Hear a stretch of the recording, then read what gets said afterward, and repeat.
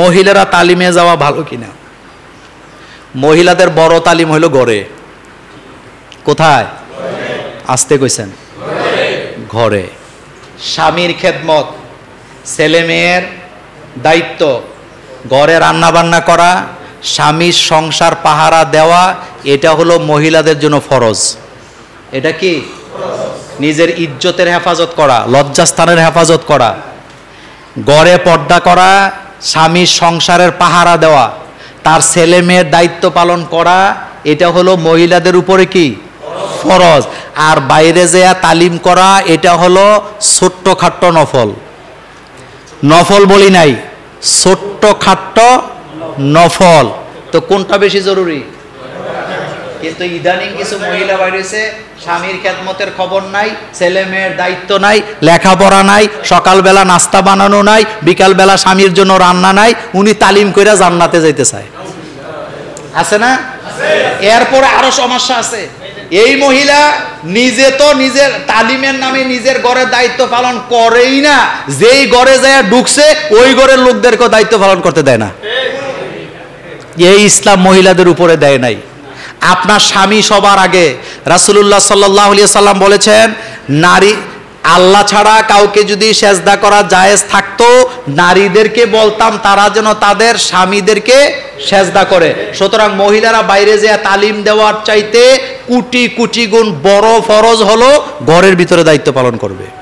সে পর্দায় থাকবে, সে স্বামীর খেদমত করবে, ছেলে মেয়ের দায়িত্ব পালন করবে, সংসারটা দেখে রাখবে, স্বামীর সম্পদকে পাহারা দিবেন। এটা হলো একটা নারীর উপরে ফরজ, ফরজ, ফরজ।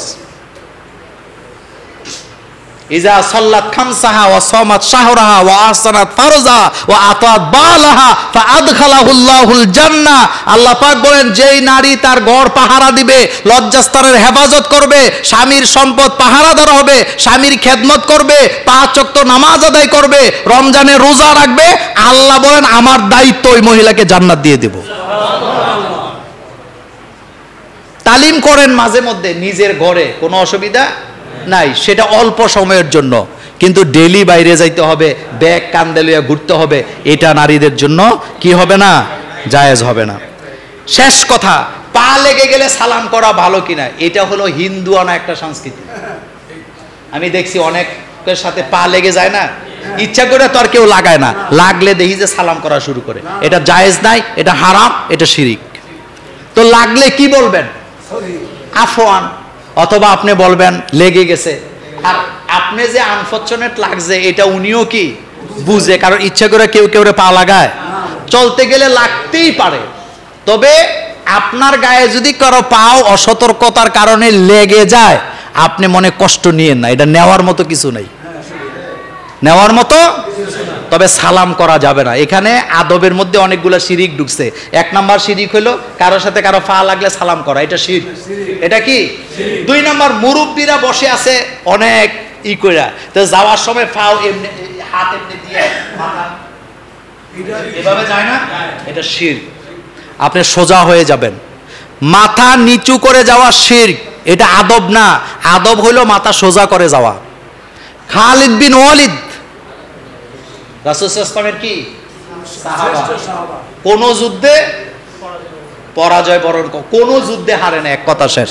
খালিদ বিন ওয়ালিদের জীবনে যত যুদ্ধ করছেন সব বিজয়।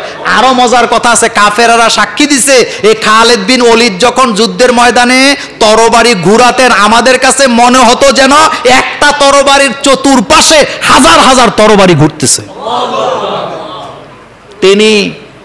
তিনি একবার এক জায়গায় সফরে গেছিলেন, একটা গেট ছিল, যেই গেটটা মাথা নোয়া ঢুকা লাগতো। তিনি এতটাই বীর, তার ঈমান এত মজবুত ছিল, তিনি গেট ভাঙাইছে তারপরে ঢুকছে। তারা জিজ্ঞেস করলেন, আপনি গেটটা ভাঙায়া ঢুকলেন, গেটটা তো আপনার সৌজন্যে। তিনি বলেছেন, মুসলমান কোন জাতির সামনে মাথা ঝুঁকায়া প্রবেশ করে না। বাংলাদেশের সংসদে এমপিরা মন্ত্রীরা যখন প্রবেশ করতেন, স্পিকারের সামনে দিয়ে যেতেন, মাথা কথা কন না কেন, রুকু দিয়া ঢুকতেন। আপনাদের মনে আছে তখনকার সময়ে সংসদ সদস্য ছিলেন মাওলানা, হ্যাঁ, তিনি জীবনে প্রথম এটা দেখছে। প্রথম দিনই তিনি তো আর জানে না, লোকদেরকে জিজ্ঞাসা, ভাই মানুষের এমনি রুকু দিয়ে ঢুকে কেন? স্পিকারের সম্মান জানায়। তিনি তখন বলছে না, এটা সম্মান হতে। সেদিনেই তিনি সংসদে দাঁড়ায় বলেছিলেন, কোন মুসলমানকে এভাবে মাথা ঝুঁকাতে পারে না। তখনকার স্পিকার বলেছিলেন, আপনার সাথে একমত, তবে আপনি এভাবে তো সংসদ চলে না, আপনি নোটিশ দেন, আমি আপনার সাথে একমত। সেদিনই আইন পাশ হয়েছিল, স্পিকারের সামনে মাথা নোয়ানো যাবে না। এটা ইসলাম, এটা মুসলিম শিক্ষা। আমরা এমন এক জাতি, আল্লাহ ছাড়া কোন পীরের সামনে, মাজারের সামনে, কারোর সামনে মাথা ঝুঁকানো যাবে না। কথা কি বুঝে আসছে? এখানে একটা প্রশ্ন আসছে, বিশ্ববিদ্যালয়ে গণবিবাহের হিরিক, ইসলাম কি বলে? গণবিবাহ যৌতুক মুক্ত হোক, এতে কোনো আপত্তি নাই, এবং বিয়াটা যেন টিকে, গার্জিয়ানের অনুমতি যেন থাকে, বিয়ের শর্ত পূরণ করে বিয়া হোক, যৌতুক মুক্ত বাংলাদেশ চাই। কি মুক্ত? কি মুক্ত? 7 বার হজ করে আইসা বিয়া করার ছেলে বিয়া করানোর সময়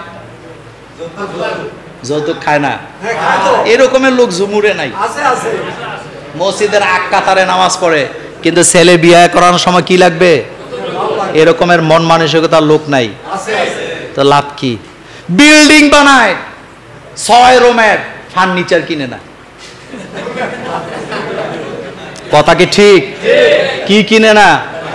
লোকেরা কয় এত টাকা দিয়ে বিল্ডিং বানাইলা, ফার্নিচার, কয় বেড়া ফোলা বিয়ে করাবো না, বউর বাপের বাড়িতে দিলে ওইটা রাখমো কই? তো তুই কি ভিক্ষুক? ছেলেরে হুন্ডা কিনা দিতে হবে, বিদেশ পাঠাইবো, টাকা লাগবে, তো তুই ভিক্ষা করে খা। শুধু যৌতুক নয়, ইসলাম যদি ক্ষমতায় আসে, মেয়ের বাপের বাড়িতে যে অনুষ্ঠান, হাজার হাজার লোক খাওয়ানো, এটাও চিরতরে বন্ধ করতে হবে। কারণ বিয়েতে মেয়ে পক্ষের 1 টাকা খরচ করা ইসলামে নাই, যত খরচ সবটা করবে ছেলে। এটা ইসলাম। এটা কি?